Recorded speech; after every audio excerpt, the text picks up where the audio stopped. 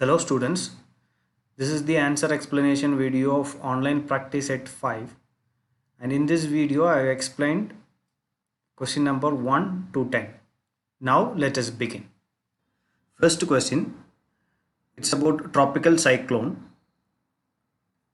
Center of the tropical cyclone is an extremely high pressure area that pushes air outwards with high velocity.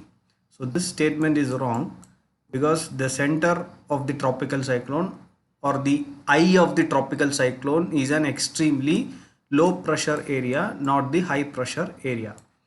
Second statement, tropical cyclones usually move from east to west under the influence of trade wind. This statement is correct. So option B 2 only is the correct answer.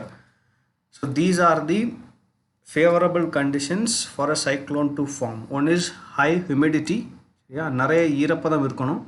அப்புறம் பார்த்தீங்கன்னா ocean temperature வந்து it must be over 26 degrees centigrade. So இந்த ocean temperature ஹையராக இருந்தால் தான் so அந்த cyclone sustain ஆகிறதுக்கான ஹியூமிடிட்டியை வந்து provide பண்ணிகிட்டே இருக்க முடியும். So that's why this frequent occurrences of cyclones are linked to global warming.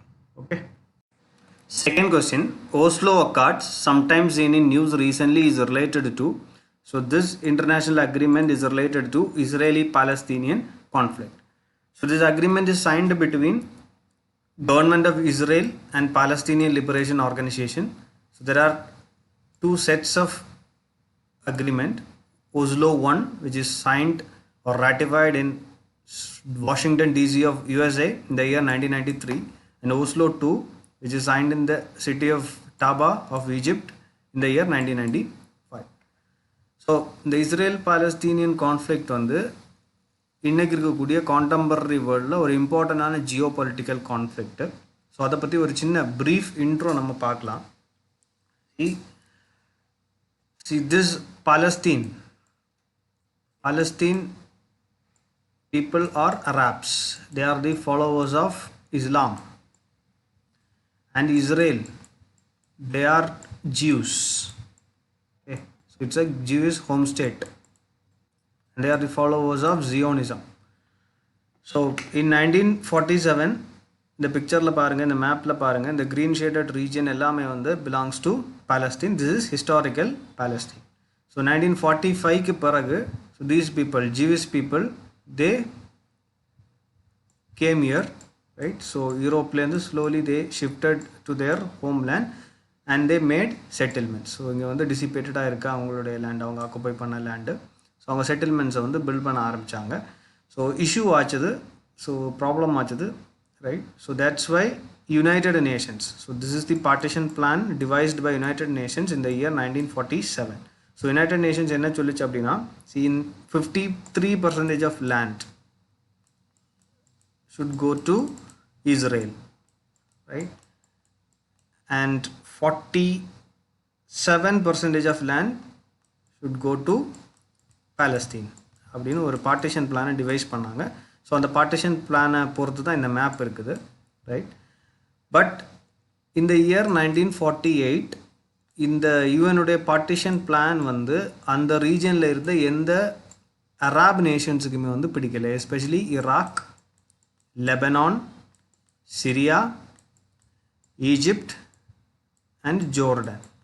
So இந்த கண்ட்ரீஸ் எல்லாம் சேர்ந்து 1948 they waged a war against Israel. Okay. So அந்த வாரில் இஸ்ரேல் வந்து ஜெயிக்குது.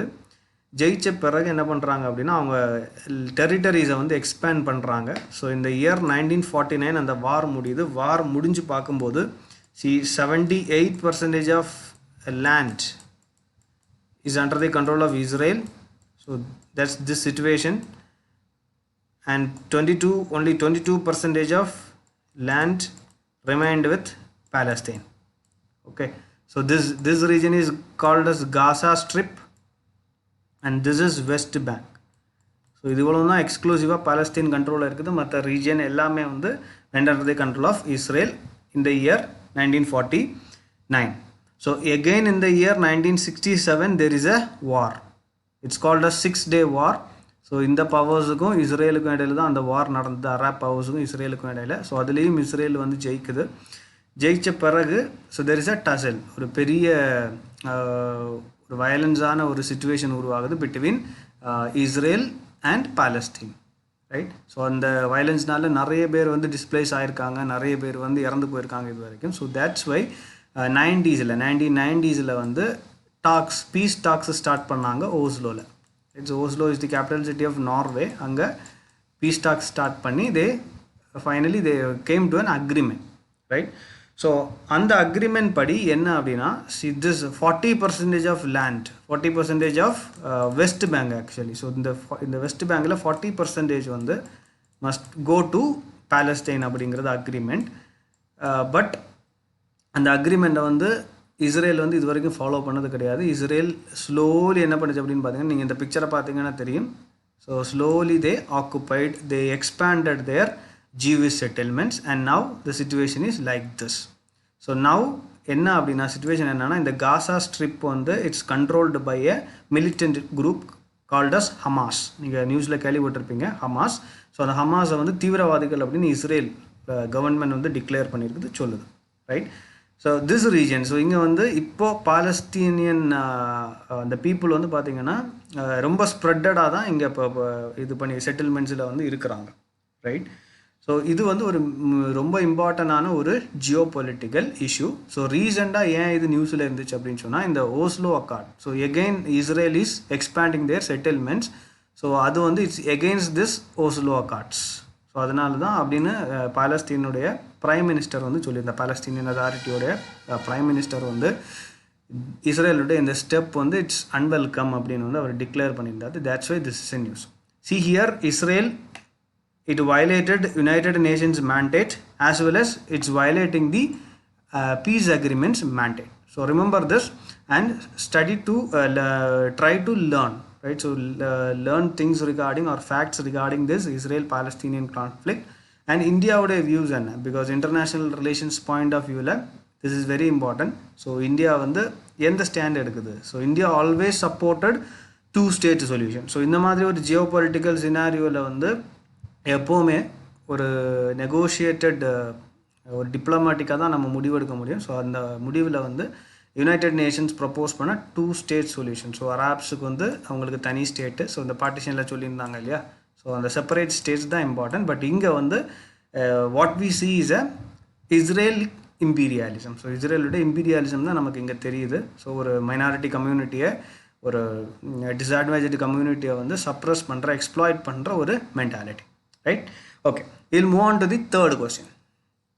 Which among the following may be the possible advantages of contract farming?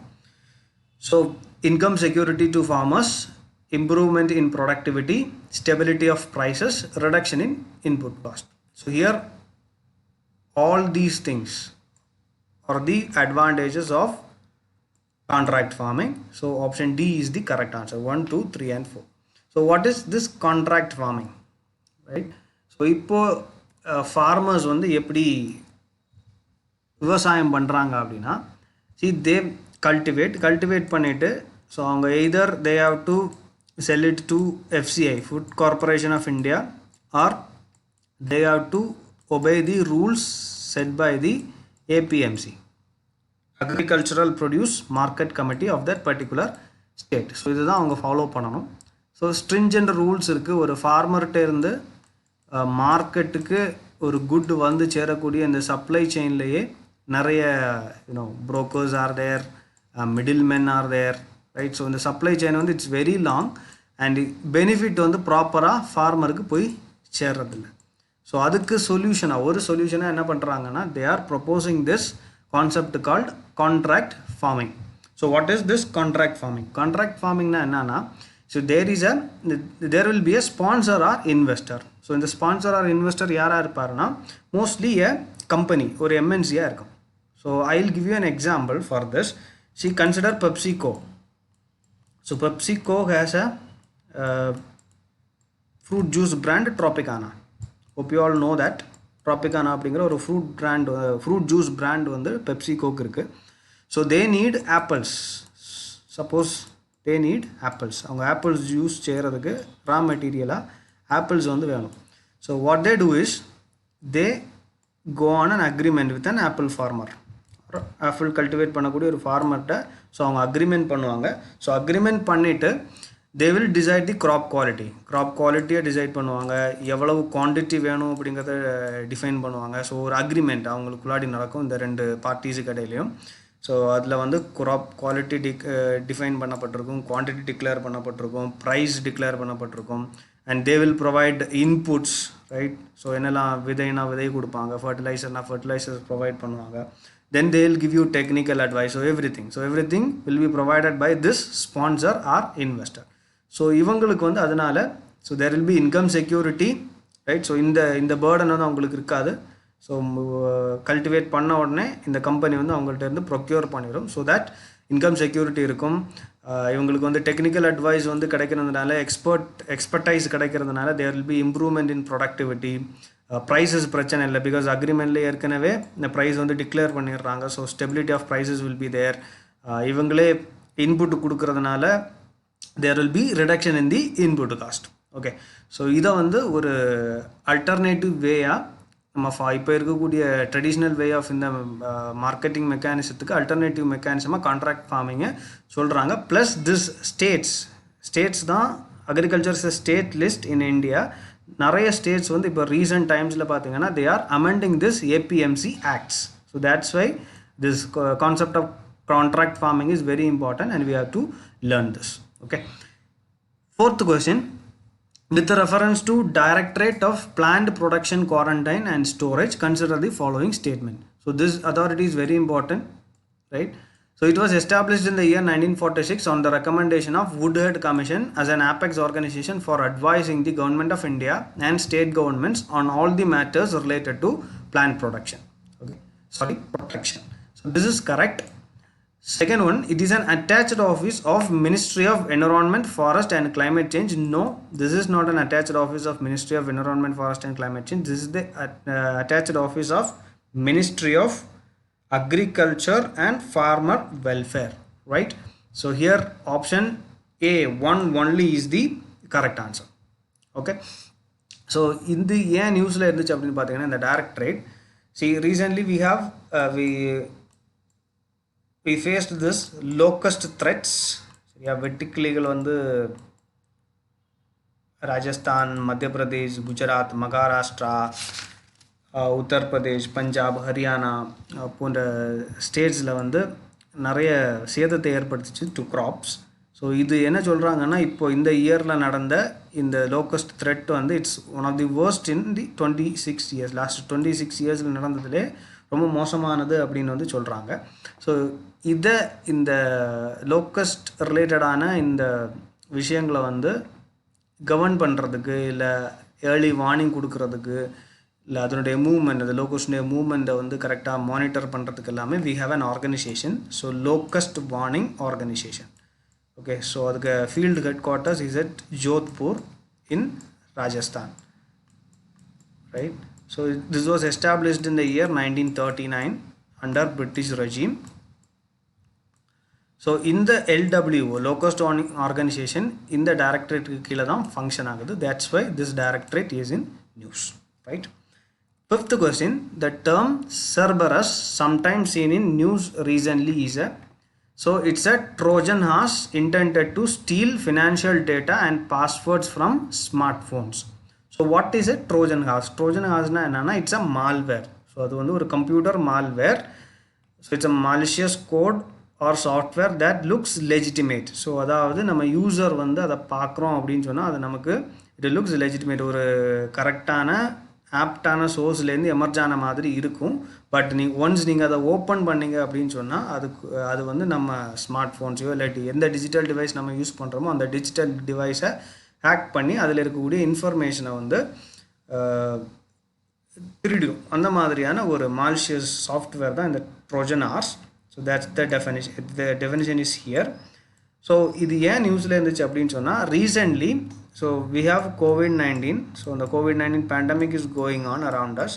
So இந்த COVID-19 பேண்டமிக்கை பயன்படுத்தி so அது ரிலேட்டடாக இப்போ பீப்புள் என்ன பண்ணுறாங்கன்னா நிறைய ரிசர்ச் டாக்குமெண்ட்ஸு, நிறைய இன்ஃபர்மேஷன் வந்து சர்ச் பண்ணுறாங்க. ஸோ அதை அவங்கள டார்கெட் பண்ணி so they will send SMS. Like SMS வந்து எப்படின்னா லிங்க்ஸ் வந்து சென்ட் பண்ணுவாங்க. ஸோ இந்த பர்டிகுலர் லிங்க்கை கிளிக் பண்ணால் ஸோ இந்த ஆர்டிக்கல் வந்து ரீட் பண்ணலாம் அப்படிங்கிற மாதிரி. So they'll send the links. But அந்த லிங்க்ஸ் வந்து they are malicious links. Once நீங்கள் அதை ஓப்பன் பண்ணி கிளிக் பண்ணிங்க அப்படின்னா ஸோ ஆட்டோமேட்டிக்கலி ஒரு மால்ஷியஸ் கோடு வந்து உங்கள் ஸ்மார்ட் ஃபோன்லேயோ இல்லை டிஜிட்டல் டிவைஸ்லேயோ வந்து டவுன்லோட் ஆயிரும். அப்புறம் வந்து அதில் உங்கள் ஃபோனில் ஏதாவது சென்சிட்டிவ் இன்ஃபர்மேஷன் இருந்துச்சு அப்படின்னு சொன்னால், லைக் ஃபினான்ஷியல் டேட்டா, உங்கள் பேங்க் அக்கௌண்ட் டீட்டெயில்ஸ் இருந்துச்சு அப்படின்னு சொன்னால் அதை வந்து ஒரு ரிமோட் சர்வருக்கு வந்து அது சென்ட் பண்ணிடும். ஸோ இது வந்து one of the important threat. Recently இந்த செரிப்ரஸை பற்றி சிபிஐ வந்து ஒரு வார்னிங் இஷ்யூ பண்ணியிருந்தது எல்லா ஸ்டேட் கவர்மெண்ட்ஸுக்கும். That's why this is in news. 6th question. Which among the following countries are the members of Organization of Petroleum Exporting Countries, OPEC? So here Saudi Arabia, United Arab Emirates, Kuwait, Russia, Venezuela. Here Russia is not the member of OPEC. So all the other countries are the members of Organization of Petroleum Exporting Countries. Option C is the correct answer. So why this OPEC is in news? So இந்த crude ஆயிலுக்கு demand வந்து பார்த்திங்கன்னா recent டைம்ஸில் வந்து குறைஞ்சது due to this pandemic situation.